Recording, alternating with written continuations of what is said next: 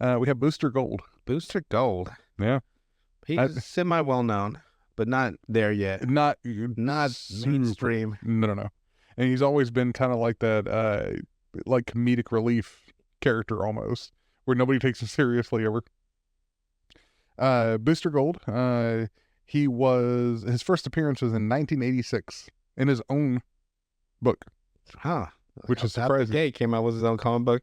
Created by Dan Jurgens. Dan Jurgens? Not Jerkins, but Jurgens. All right, so basically, Michael John Carter was born in the 25th century Gotham City. Oh, really? Yeah. He's a Gothamite. Yep. He and his young twin sister, Michelle, never knew their father because he left after gambling away all their money. Michael was a gifted athlete, attending Gotham University on a football scholarship. At Gotham U, Michael was a star quarterback until his father re-entered his life and convinced him to deliberately lose games for gambling purposes. What sport was he playing? Football. There you go. That was the segue. This was for LSU. Hey, where's the colors almost? Gold. He was exposed, disgraced, and expelled. Later, he was able to secure a job as a night watchman at the Metropolis Space Museum, where he studied... Right, he fell far. And then, what was it? What was that show where, Animorphs? Yeah, a box of his shit getting fucking fired. Walking out. Yeah. Where he studied displays about superheroes and villains from the past, particularly the 20th century. Michael's sidekick is a robot named Skeets. Not Skeets, but Skeets. There's two different kind of Skeets here. Skeets. Exactly. Skeets is a 25th century security robot, sometimes valet unit, with artificial intelligence. He is capable of flight, cognition, and voice projection, which are all considered highly advanced for 21st century Earth. He also has historical records which give him a vast knowledge of what will happen between the 21st and 25th centuries, though its reliability has become questionable. He possesses numerous miniature tools and weapons kept within his shield, and is also equipped with a powerful energy blaster. He is apparently immune to reality and temporal manipulation, though. I like him. So with the help of Skeets, Michael stole devices from the museum to fly. Great. Including a Legion of Superheroes flight ring and Brainiac 5's force field belt. I thought they were in the 31st century. Nope. So 25th. No, he is, right? Oh, he is, yes. But I thought they were older than that. I mean, that's odd. Well, didn't they give a Legion ring to Superman at one point? I don't know anymore what the hell's going on. I would hate to be a historian in this fucking world. For DC. But then Batman went back in time during the prehistoric age, and then he fought Vandal Savage, who you may know was a caveman. We tried writing notes like, what the fuck is he talking about? And this time, history was rewritten 3 times because Dr. Manhattan came from a different universe in mind, as you can see on the chart here. I would have fucking lost. Oh, don't worry. We're going to get into Dr. Manhattan later. Lost my shit. We're going to talk about him later with Booster Gold. So. Oh, is he? Dr. Manhattan. Interesting. They have a little segue together? Yeah. Or a little... Well, once he got moved into the DC universe. Cock and all? Just swinging. You got Superman where it's cover up. It's like, my guy, bro. You don't think I want to be having my dick swinging now? I have some decorum. I wear my red underwear on the outside. From my massive dong. He then used Rip Hunter's time sphere, also on display in the museum, to travel to the 20th century, intent on becoming a superhero and forming a corporation based around himself to make a profitable living. Jeez. He is a shameless self-promoter whose obsession with fame and wealth irritates other heroes. You know what he sounds like? He sounds like he would be perfect for our time doing an OnlyFans. Like Booster Gold here. Exactly. What's up? Carter's nickname as a football player was Booster, but his chosen 20th century superhero name was Gold Star. After saving Ronald Reagan, Carter mangled the 2 names, causing Reagan to introduce him as Booster Gold. Close enough. The name stuck. And a running joke throughout the DC universe, people erroneously call him Buster to his chagrin. They call him Buddy Gold. Buddy Gold. Everything be Booster. So Booster is originally based in Superman's home city of Metropolis. He starts his hero career by preventing the shape-shifting assassin Chiller, an operative in the 1000, from killing President of the United States and replacing him. With the subsequent public exposure, Booster signs a multitude of commercial and movie deals. During his career, his sister Michelle Carter, powered by a magnetic suit, follows in his footsteps as the superheroine Gold Star. Wait, he took his fucking name. Yes. That bitch. He wanted Gold Star, but he got Booster Gold. Now he can't. That would be fucking lit. That's sibling rivalry right there. Booster is devastated whenever she dies battling creatures from another dimension. Amassing a small fortune, Booster founds Gold Star Incorporated, later Booster Gold International, as a holding company and hires Dirk Davis to act as his agent. During the Millennium event, which was in the 90s, Davis reveals that he is a manhunter in disguise and that he siphoned money from Booster's accounts in hopes of leaving him no choice but to do the Manhunter's bidding. Although the Manhunters are ultimately defeated, Booster is left bankrupt. Damn, like the flipping burgers, huh? But I know all that like time technology, and he still lost it. But Well, I just like do a little couple of sports bets, or you know what I mean? you would think, but no. Booster Gold is a key character in the late 80s and early 90s Justice League revamp by writers Keith Griffin and J.M. DeMatteis. Booster Gold is frequently partnered with fellow Justice League member Blue Beetle, and the two quickly become best friends. The duo's notable appearances include a stint as a superhero Repo Man, and as their minds behind the construction of the gaming resort Club JLI on the living island Kui Kui Kui. After one too many embarrassments and longing for his old reputation, Booster quits the league to found the Conglomerate, a superhero team whose funding is derived from corporate sponsors. So yeah, he really would be an OnlyFans. Yeah. Booster and his team are determined to behave as legitimate heroes. Now I know I can fly, but I know some of you can't, right? For those who can, always try a little Red Bull. Exactly. Give you wings. You can see it. You can definitely see that. And then at the bottom says like, "Well, I'll give you wings." That would fit so perfectly though. Booster and his team are determined to behave as legitimate heroes, but often find their sponsors compromise them far too often. So real life. Real life, yeah. You gotta do what they say. The Conglomerate reforms several times after Booster rejoins the League, though without much success. When an alien comes to Earth on a rampage, Booster When coins... an alien comes to verse, it's like it's like no one even takes notice anymore. It'd be like on the 8th page of the newspaper, alien land in Kentucky. No one gives it. You know what I mean? It'd be like back in the day. It'd be front page news. But after But so now many it's times... like, yeah, that's another alien. Exactly. Like, here's your card. Welcome to Earth. So we got Superman, we got Manhunter, we got... We got nothing but aliens. The whole world's just aliens. We have the white Martians believing that they're humans because they've been mind wiped into thinking that they are. That's just life now, baby. Now, have you ever been a white Martian? And then you can't even say that anymore because it's against the law. That's discrimination, sir. I may or may not be a white Martian because my brain was wiped, but I may or may not be. I just want a job, sir. So whenever an alien comes to Earth on a rampage, Booster coins the name Doomsday for it. While battling the entity... That was Doomsday? Mhm. Yeah. So while That's a whole different story then. I know. The main event story. It was still 8 pages in. At first, that was front page when somebody got his ass beat. Yes. While battling the entity, Booster's costume is destroyed. Blue Beetle is able to design a new, bulkier costume to replace it, although his costume often malfunctions. Oh, because his suit was like streamlined future From the tech. 25th century, yeah. Comparatively, his would be bulkier. Yeah, Because he didn't have the level of technology to make it the same. exactly. That fucking sucks. During a late... But like if someone broke your flat screen TV and give you that bulky ass fucking TV, like Remember those old projection TVs? it's like, oh, I don't want this piece of garbage. It would be like that. You don't even, so you didn't want to hook up the HDMI or nothing. Just be the old fuckers. You probably wouldn't even be able to watch TV on it. Yeah.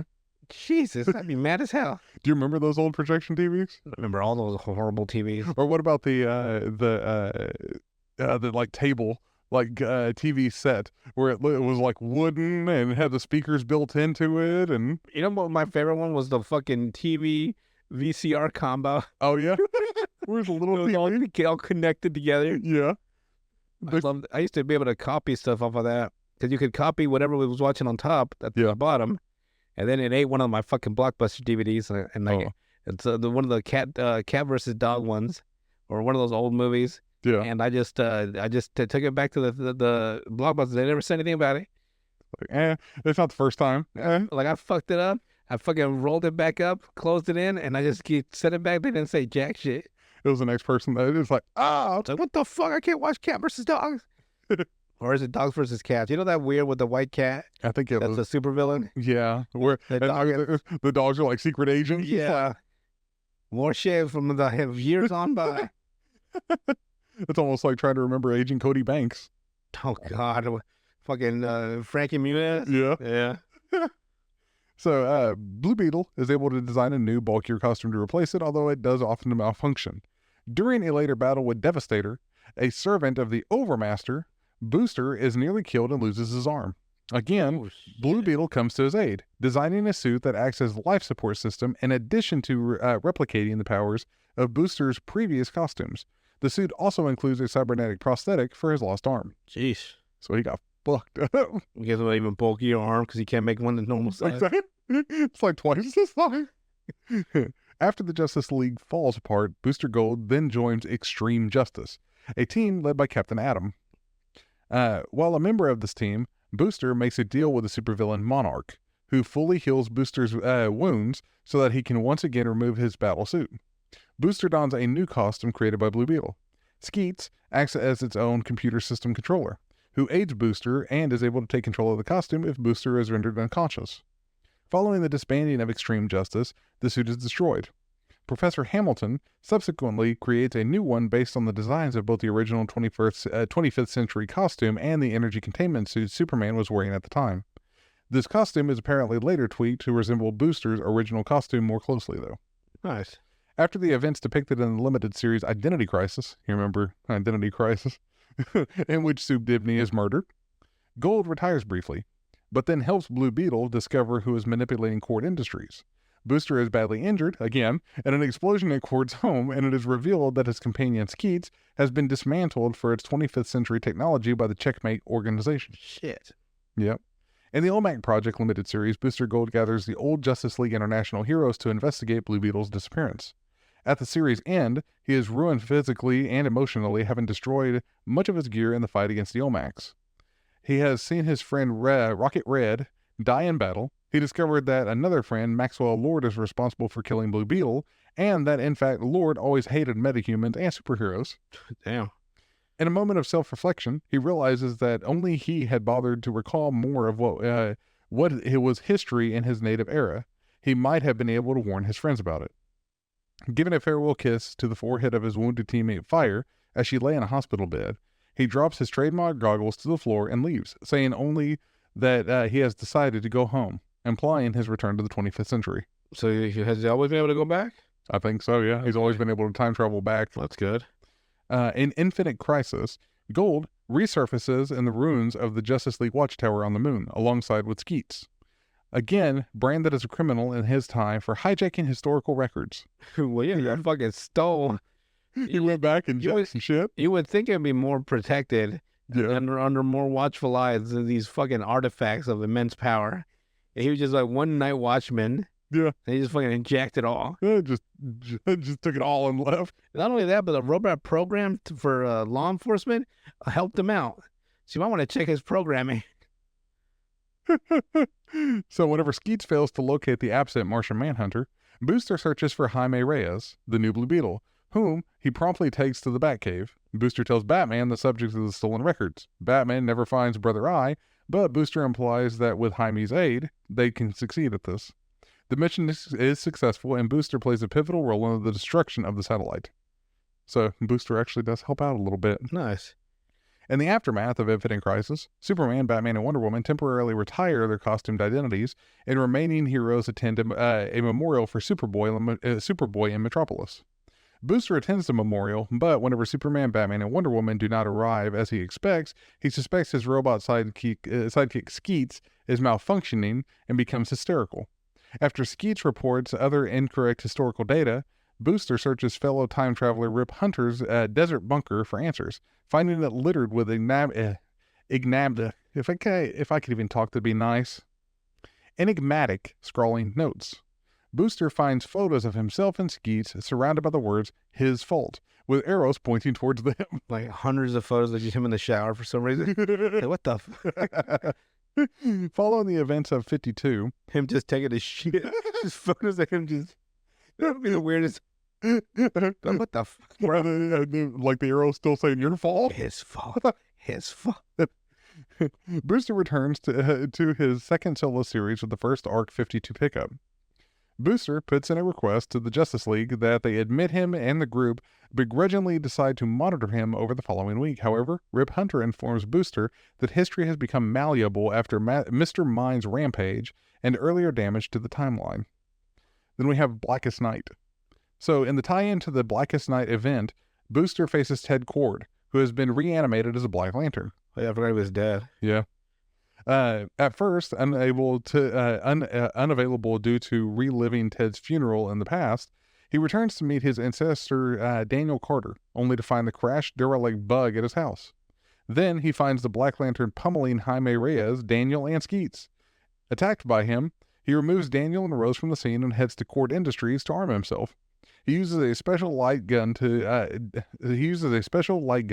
designed by Ted to blast the corpse and separate the ring with light, simulating the emotional spectrum. So apparently Ted Kord already had a weapon that could fight against the Lantern. Wonder how he knew about that. I don't know. Black Lanterns. I don't know if it was necessarily against Black Lanterns, but just like Lanterns in general? Yeah. Wonder why. Maybe it's the parallax. Probably, yeah. Take care of this business quicker. Just buy a fucking gun. Yeah. Fuck it. Upon separating the corpse from the ring, he collects Ted's remains before the ring can reanimate them again and takes them into the time sphere to Vanishing Point Fortress to secure them. He is somewhat relieved whenever Skeets uses the fortress's special chronal surveillance equipment to display images of the days of Team Blue and Gold, where it's Booster Gold and Ted Kord. Yay. Jaime promises to live up to Kord's legacy and eventually form a new Blue and Gold team. They find evidence at the warehouse of someone else entering, even though the doors were genetically coded, with only 2 people cleared for access, Ted and Booster. Booster next finds his sister living in Coast City, mere hours before its destruction. Though unable to save her boyfriend, Booster and Michelle patch up their relationship, with her agreeing not to leave him. This arc introduces an older Booster Gold, the man who trained Rip Hunter, and was the master of both time, the multiverse, and hypertime. Rip reveals that this Booster is not only his father, but also has been watching Rip training the younger Booster Gold, aiding him whenever he needed it. Older Booster also reveals that he is still married to Rip's mother, and that Michelle is with them in an unknown timeline. In Justice League Generation Lost, I don't know if you've ever read the Generation Lost book, Booster is part of a manhunt to bring the resurrected Maxwell Lord to justice. He finds Max, but is beaten badly. Fire, Ice, and Captain Atom find him just as Lord uses his psychic powers to the utmost to erase all memory of himself from the minds of the entire world. For some reason, Booster, Fire, Ice, and Atom are the only ones who remember Lord and see him in recorded images. Trying to convince Batman, Dick Grayson at this point, Booster is horrified to learn, thanks to Maxwell Lord, the world believes Ted Kord committed suicide. Fire, Ice, and Captain Atom are soon set up by Max to cut them off from allies, but ironically, Booster is left alone because his reputation is already poor. So it doesn't matter anyway. We don't need any advice from a gigolo, sir. Your OnlyFans account, it tells us everything we need to know. Those are tasteful nudes. That's all he says. And the sad thing, I could see those words leaving Booster Gold's mouth. After the Time Master's Vanishing Point event, Rip Hunter informed them that someone snuck into the JLI base, leaving messages on a chalkboard about the Ultra Timeline. Whenever Earth entered an alternate timeline due to the actions of the Flash, Booster and Skeets awaken and are the only ones who remember the original timeline due to the former's suit protecting them. Gold travels to Coast City, but U.S. soldiers attack him, mistaking him for an Atlantean threat. Skeets is damaged whenever Gold is attacked by the military's Project 6, which is revealed to be Doomsday. Sheesh. During the battle in Coast City, he discovers that Doomsday is controlled by General Nathaniel Atom. He escapes from Doomsday and saves a woman named Alexandra Giannopoulos from Doomsday attacks. He learns the timeline has been changed, suspecting Professor Zoom. Alexandra and Booster split up, but she secretly has powers allowing her to take other powers and follows him too. Later, he flies to Gotham City whenever Doomsday attacks him. General Adams' control link is destroyed by Alexandra in an attempt to rescue Booster. Doomsday's true personality comes to the surface and he attacks Booster anyway. During the fight, Doomsday beats him nearly to death, but is rescued by Alexandra. He tries to prevent Doomsday from killing innocent people and manages to put Doomsday's helmet back on. Doomsday's control is restored to Adam, who grabs Booster again, hoping to kill him. So regardless, he's going to fucking die. Regardless, he's going to beat my ass.